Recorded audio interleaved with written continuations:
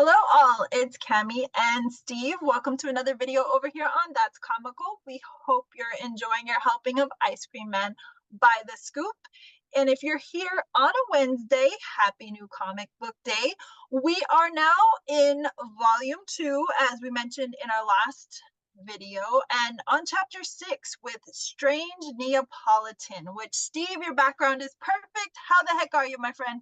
I'm doing very well. I'm very, very excited because of the fact that in just a couple of hours, I'm going to be going to my very first comic convention in ages. I went to one the last time I was in college. So the fact that Andy and I are going to be going, we're going to hopefully meet some great creators, maybe see a couple of celebrities. At the last minute, they announced that Kiwi Kwan is going to be there. So I was like, oh my God, are you kidding me? But I'm not going to pay $125 to get his autograph. But if I happen to bump into him, it's going to be the greatest moment of my life because That's always fun at a con. man. When you're not anticipating seeing someone and then you're just walking and it's like, oh my God. And they're a lot of the times they're super nice and they'll just stop and take a fan pic with you. So it's cool. I hope you guys have the best time at Terrificon and I want to hear all about it. I hope you guys are able to take some snapshots or video or something too that you can share with us here on the channel. Well, I don't know if we're going to do that because our mindset is really going to be about going into the dealer's room and seeing how many comic books we can find. Believe me, my wallet is filled to the brim and ready to go. But no, I'm really excited to talk tonight about this specific issue just because of the fact that it is one that I was really excited to read because, yes, this was one of the issues that I remembered very, very much. But it's because of its style. And that was really where I personally wanted to start talking about it with you because it's a comic concept that I have seen a few times already getting back into comics, but it's not something that I've actually had a discussion about with anybody on the channel. So it's a silent issue. Yes. And for people who don't know what a silent issue is, it's basically the pictures do the talking for you. There's no dialogue. Maybe there might be one, and we did, ironically, the last time we really touched the surface on a silent issue was another W. Maxwell Prince book. It was Haha issue number 3. So as far as I'm concerned, W. Maxwell Prince is a master of the silent issue because if you're going to create a comic book like that, where the visuals tell the story, you've got to make those visuals very impactful. They've got to resonate with the reader in some shape or form, or if anything, freak them out or have them question things. And let me just say, in a book called Strange Neapolitan, W. Maxwell Prince does all 3 in one issue. Masterfully, I might add. Well, and like I said, your background's perfect because if our audience hasn't read it, they should be reading along with us. But this story basically starts out with just one simple word, and then you get a visual of a number 3. So you're kind of asking yourself, what does that number 3 represent? You know, from the title, Neapolitan ice cream is 3 different flavors. So we essentially get 3 separate stories all on one page, which is so cool because it's almost like you get a understanding of what his life is like in each of these color palettes. And I love how each one is a very distinct color, but it is not quintessential to our normal Neapolitan ice cream that we're accustomed to.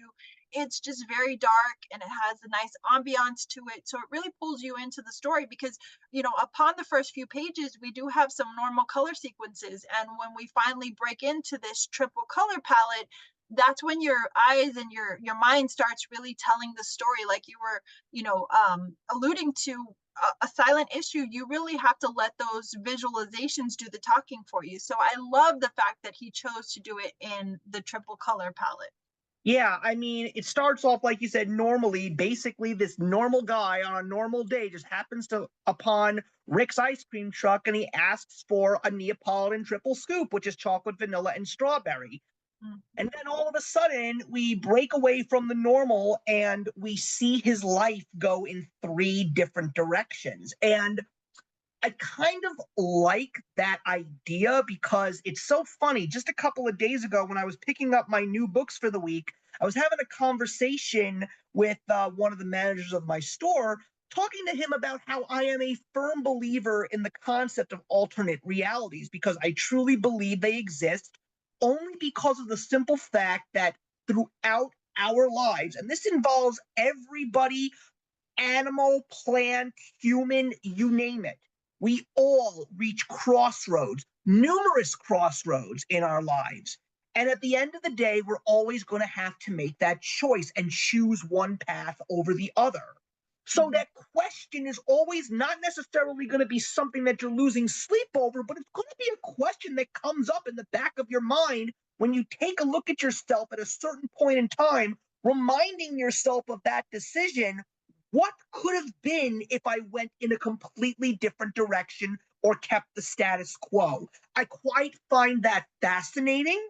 And again, it's such a science fiction term to think of multiverses and alternate realities, but you can't deny the idea that there are probably a great deal of people outside of myself that might actually think that it is real.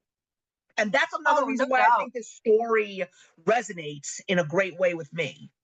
No, absolutely, 100%. I think this is something that we often visit in multiple ways, whether it be in cinema or on the pages. And I think it's quintessential, goes hand in hand with comic books because we see this so often, like you said, with the multiverses and, just the Elseworlds and things like that. So it's a very believable thing. But what I appreciated about his layering and his context of the layering is that they didn't blend and merge. They were three very different stories, and in a way, you're kind of thinking because there is a scene where all three kind of are one and the same, you're thinking that maybe in the end they'll come out. But I love how beautifully he does it. I mean, honestly, W. Maxwell Prince is one of the best, and he's one of the best at what he does.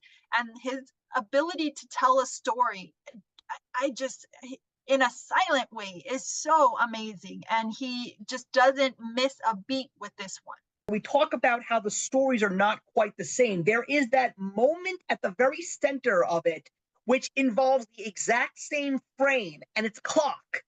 But Yes. the best part is even the clocks in each of those color palettes is different because one says month, one says years, one says days, one says months, one says hours. I think Right. that's exactly what it is. And if I'm wrong about that, I apologize, but it's the same because it's the same image, but at the same time, it's not because it's a different reality and time is moving at a different pace compared to the other. It's brilliant. So it's months, years, and days is what it is. Okay. Thank you. Thank you. Absolutely. No, but I mean there is even kind of a blend of that time frame just a few pages down the way where it's one way or another. And I think that, those words just speak volumes for what the experience you just had with this particular issue, because in the end, although you think that there's going to be some form of happiness, they're all kind of sad and tragic in their own way. Yeah, you'd want, but you see, that's W. Maxwell Prince. Absolutely. It's gonna be the broken record comment of this entire run. Show us on the doll where they touched you. There's no happy ending, but that's not necessarily reality for people when it comes to choices that they make. But of Right. course, you know that in the world of Ice Cream Man, things are never going to end quite the way you want them to. And I guess it's really funny because what's so interesting about these is that these individual stories come off as very real, very horrifying, and in regards to one specific flavor, extremely outlandish. But the idea is not far fetched in a reality sense. So let's just kind of take the color palette behind you, and we'll start with the red or the The strawberry, if you strawberry, will. yeah. So that story kind of leads us into he meets this girl right after purchasing the Neapolitan ice cream, And it goes through a sequence of dating, then marriage, then of course after marriage comes a baby and a baby carriage, and then tragedy strikes. And unfortunately, something happens to the child and they lose it. And then, of course, the woman kind of takes it very difficult, and she starts drinking and she just kind of becomes very shut in and dismisses him. And this happens with a lot of women that lose children. They don't know how to deal with it, and they just get very sad and depressed. So you definitely see that with this female character, and she kind of dismisses our main character and doesn't pay a lot of attention to their marriage. And in the end, he's kind of subjects himself to drinking as well. And it's a really sad tragedy over something that they had no control over. Yeah, and I gotta say, that was reading it a second time. I mean, I remembered this very, very clearly, but going back to it a second time, seeing some of those images, there were points in time where I almost felt myself starting to tear up a little bit, and that's just because of the fact that I have a little girl. Absolutely. And it reminded me of some days when she was much younger, and on those days were when she was getting very, very sick.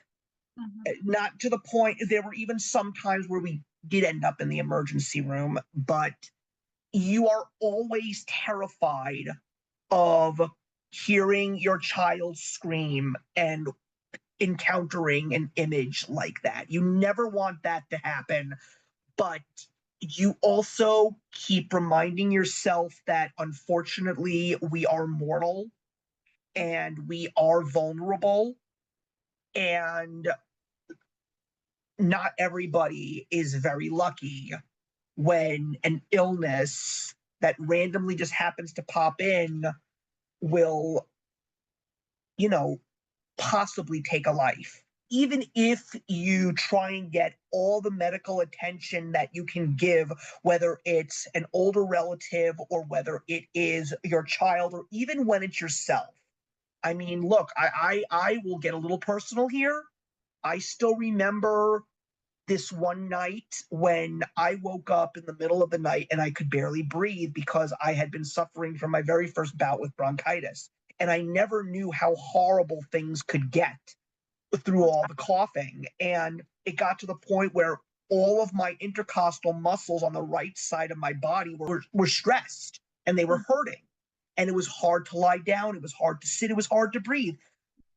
And I literally just told my wife, I'm going to drive myself to the hospital by myself. I was thankfully crazy enough able to drive. The hospital was only 10 minutes away from my house. But just checking myself in, I was scared to death because what if this is the worst of the worst? And thankfully, we know that the happy ending came our way for now and everything is fine. But yeah, this time around, Strawberry hit me very, very hard. And yeah, we'll definitely have that not only in comics but in stories that we revisit. As we come across things that happen to us in our life and experience things, it's different. There's different images and things like that. And you hear of cases of SIDS and other such things that happen to infants where they might roll over and stop breathing. But when you have a child of your own, all of that becomes a lot more of a reality that it could potentially be you.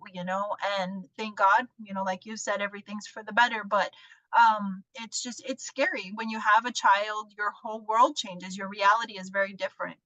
Yeah, and especially because of the fact that we are at the age that we are, and the fact that my daughter was born at the age that I was at. The problem is, I also have known people who have unfortunately lost children through miscarriage. And I also know that they were at a point where they could at least be able to have another. But we unfortunately are at that point where we definitely can't. So let me just say that every single day with my daughter is a blessing.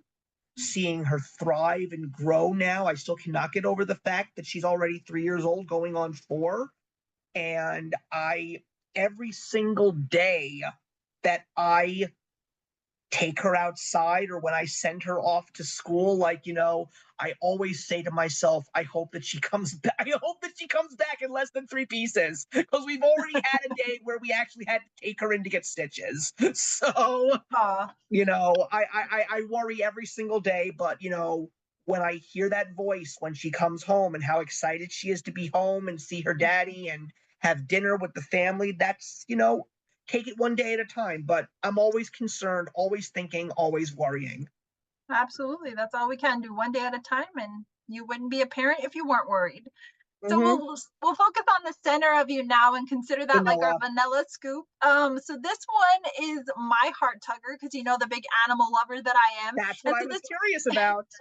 this one centers around the dog, and we come across a puppy in the beginning. The puppy seems to be injured, has a band-aid on one of his front arms, and then it kind of takes us through just the growing up stages, taking the dog to the vet for the first time, and just being a man with his dog. And I love that, just kind of growing together and experiencing all the firsts together, the walks and the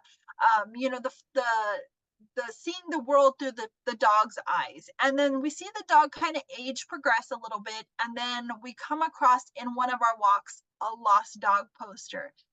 So he looks at the poster, locks eyes with the dog, and realizes, oh my God, the dog on this poster is you. And you just see this moment where it seems like the wells of water in the dog's eyes, like, please don't call the number, don't take me there. And for a minute, you kind of get nervous because he goes from what appears to be packing maybe his belongings, the dog's belongings from the house into the car. So you think maybe he has called the phone number and maybe he's taking the dog to the person, but it's not the case at all. They're moving from the house to a cabin in the woods, maybe so the person never sees the dog, in a happenstance walk in the park or something like that. But then, of course, as the years pass, he ages, the dog ages, and one of the hardest things as an animal caregiver is letting go. Everyone will always say, anyone that owns a dog or a cat, no matter how much time you have, it's never long enough, because what seems like forever to us is just such a small fraction of time, because in most instances they only live 7 to 15 years. Sometimes you get lucky and you get them up there in the 20-year range, but it is a lifelong commitment. And when it's time to let go, it is the most heart-wrenching thing ever. So you definitely see that kind of end of phase in the rocking chair with the old dog and the white hair, and that's when you kind of start counting your days and you're like, okay, I don't have much time left. It is probably, of the three stories, the most beautiful ending, even though for me, like with you for the strawberry version, this vanilla is very heart-wrenching because I've done it so many times and it never gets easier. And that's what's very interesting about vanilla. The fact that when you think of vanilla, you think of plain, you think of ordinary. But I think that this one's probably got the most layers to it Absolutely. because here's a guy who finds this dog, and when he sees the lost dog poster and you see the dog's look at his eyes, you wonder, what exactly is this family that he ran away from? Did he actually Yes. get lost completely by accident, or did he try to escape them? We That don't was know the my answer. thought. So, Yes, so I'm like so you glad you said, brought that up. so like you said, this one is not necessarily a sad story per se, but I understand where you're saying it does have a somber moment.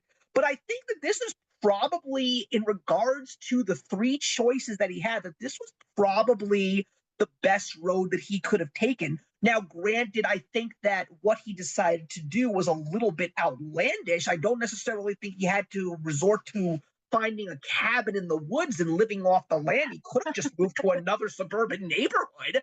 But again, I understand the idea of the cabin in the woods because you want to hide. You want to get as far away from the problem as possible, because not only do you feel like you're far away from the problem when you're in the wilderness, it's also a mindset that you feel, because no one can find me, nothing is ever going to happen.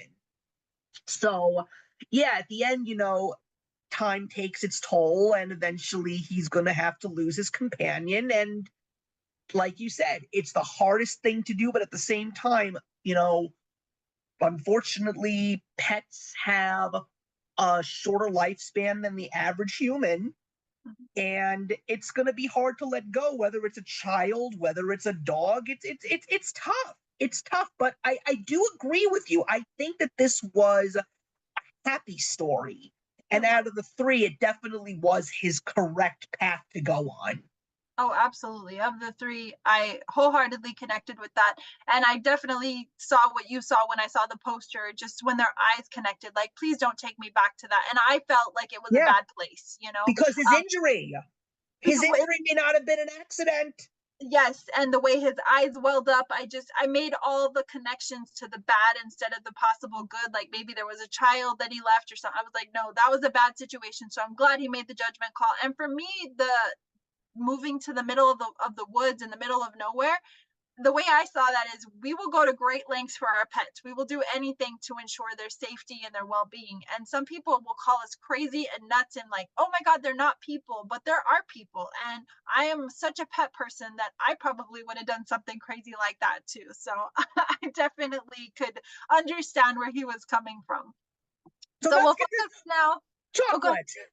Chocolate. So, but what I like about this, and that's kind of what I was going to allude to, is we start with kind of more of a sherbet color, but as we get through the story, by the end, we are 100% blown full chocolate. And I love that because once again, that's what W. Maxwell Prince does very well is he draws you in with the details like, are you paying attention? So you have this beautiful orange color palette and a very bizarre story, but all of the makings of what Ice Cream Man is about. And, the ice cream that's on my screen here now with the bugs and everything is definitely part of that story.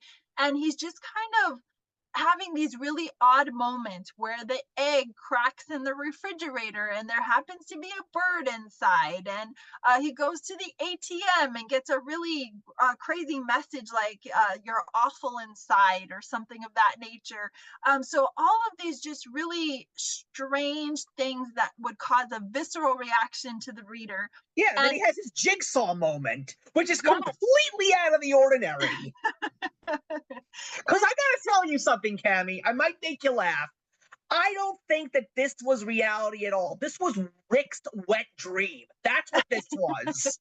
But that is genuine Maxwell Prince. And that's why I love it, because when you get here, you're expecting something at this point because you have somewhat of a normal story with our strawberry and vanilla. And then the last one just has to be bananas. So to see all of these crazy antics and this weirdness, in a way, I feel like there's always some kind of a dream in these sequences, where we step out of the norm and out of reality, and we have these really cuckoo moments, and it's odd, but it's right at the same time. So as we kind of get to the end, that is our literal days. So that really for me is, was this all a dream? Were the other two just maybe like happier thoughts he had, like a left brain right brain thought, while all of the chocolate was actually ensuing? It leaves your mind wondering what just happened there, which one is real, which one is fake. No, it's just like when I read the chocolate one, I once again, I say to myself, why is this here? Like, what is the purpose of this completely outlandish reality you're giving me? I mean, let me throw out a wonderful reference for all you adult Bluey fans out there. Bandit would not be happy with this chocolate. That's a good one. I like it. But no, I watch way too much of it these days. I know, me too, but I do it just because you actually have a kid. So No, people we look watch at me it just once because again. too. It's good, wholesome fun, though, honestly. If you haven't seen Bluey, folks, you need to watch it. Yeah, it is more than just your average kid show, and there's It a truly beautiful is. history behind the creation of the show. Yes, and there's something in it for everyone. Yeah, I honestly but love it. anyway, but anyway, But yeah, and there's something for everybody in Strange Neapolitan too, because you have these yes, three different stories. Which one is your favorite? And yes, you which want to know what the flavor weird is your and the favorite? and the funniest thing is, and this is actually completely random. It's just a random coincidence. When it comes to me going to the shops to get an ice cream cone, these days I do favor strawberry more over chocolate like I did when I was a kid. It's a good flavor, but you know what? Honestly, I go for vanilla these days. I'm pretty boring. I get vanilla ice creams if there's something good in it. Like I'm never afraid to get some chocolate chip cookie dough or cookies You and know cream. what? Cookie dough, I think I liked it for a minute when I was 12, and I've just never revisited it. There's just something about cookie dough that just doesn't set well with me. I'm a mint chocolate chip girl, to be honest. That's my favorite. I don't like mint. Really? Yeah, I quote the late great name in YouTube land, Shane Dawson, even though he is still very much alive. Nobody likes mint. Mint can leave. Horrible. I happen to love it. But no, this will wrap up this particular chapter for us in The Ice Cream Man. And Yes. I think, much like all of the other stories we visited, it just leaves a lot on the brain. It leaves a lot for you to kind of think about. And then you move on to the next chapter. Next time we visit, we're going to talk about My Little Poltergeist. So that should be fun as we Yeah. venture into chapter 7. So we'll see what. Yes. Yes. I just want to say one more thing, which I think is extremely important to say. If I was going to rank Ice Cream Man stories, this is definitely in my top three. I remember this one clearly. I mean, my favorite one, we haven't even gotten to it. We still have a long ways away, but I will let everybody know which my favorite Ice Cream Man story is. But this one is definitely in my top three. It stands out, it is unique. I think it's just because of the fact that it's the silent issue that's like extra brownie points right there. But let's just say the best is still yet to come. There's so many great stories to follow this one. There is. This is a great series. So thanks for joining us, you all. As always, leave a comment for us. Join the discussion. We'd love to hear from you. Steve, it's always a pleasure, and I can't wait till next time. Yeah, neither can I. Take care, All right. everybody. Take care, everyone. Be safe out there.